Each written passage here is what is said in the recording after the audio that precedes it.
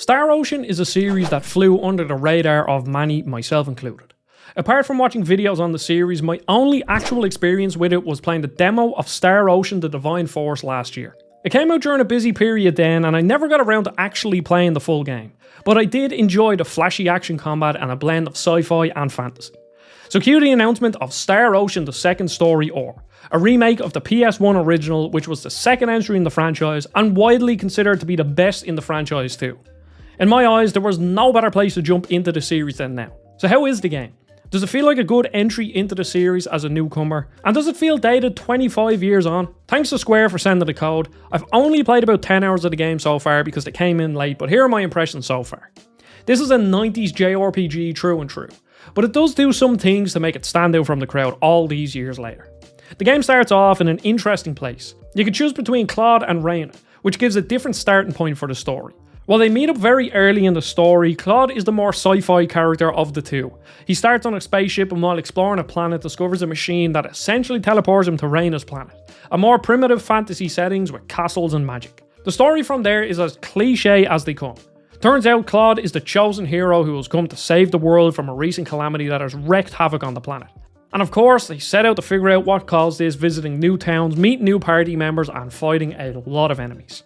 Star Ocean has an action combat system which I think goes a long way in making this game age way better than other JRPGs of the time. If you take Final Fantasy VII for example, the combat system is sluggish with long animations, and while the boss fights are engaging, the normal fights by and large are pretty boring. But this remake introduces a break system that can stun enemies when you break their armor, and there's a perfect dodge system that allows you to regain MP during fights, and then on top of all that there are loads of flashy skills and spells that make it quite appealing on the eye.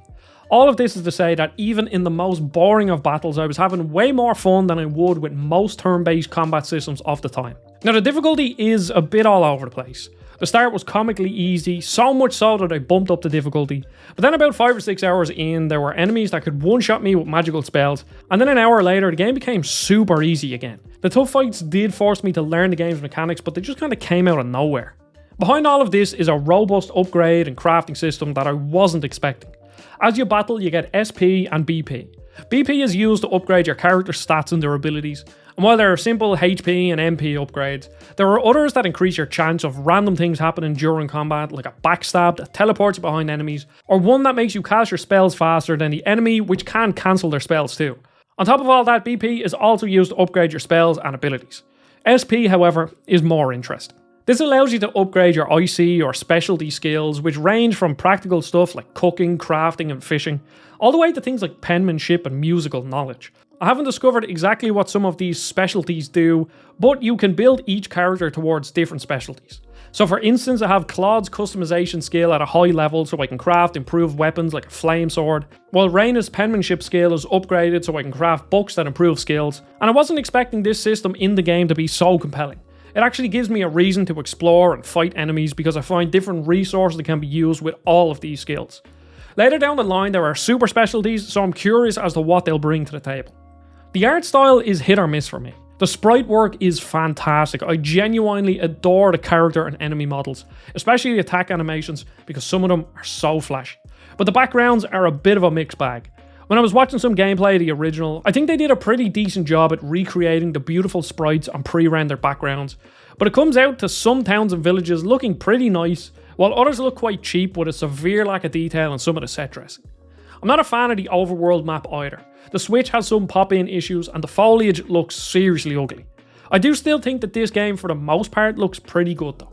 I think in the absence of a HD 2D update, this is a decent compromise. And at the very least, it's authentic to what I've seen of the original.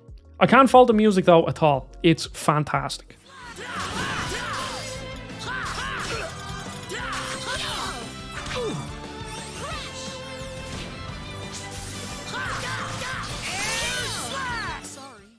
I'm happy that I finally got to experience this series and I'll definitely be playing more of this game. The story and characters so far are pretty standard fare. I wouldn't say they're bad, but there isn't anything sticking out as of right now. But the game makes up for it with an engaging combat system and a pretty robust customization and crafting system that I really wasn't expecting. So now a question to all of you watching. Are you going to buy this game? And let us know if you've ever played the original and what your thoughts are on this remake. Thanks for watching, don't forget to subscribe, and I'll see you all on the next video.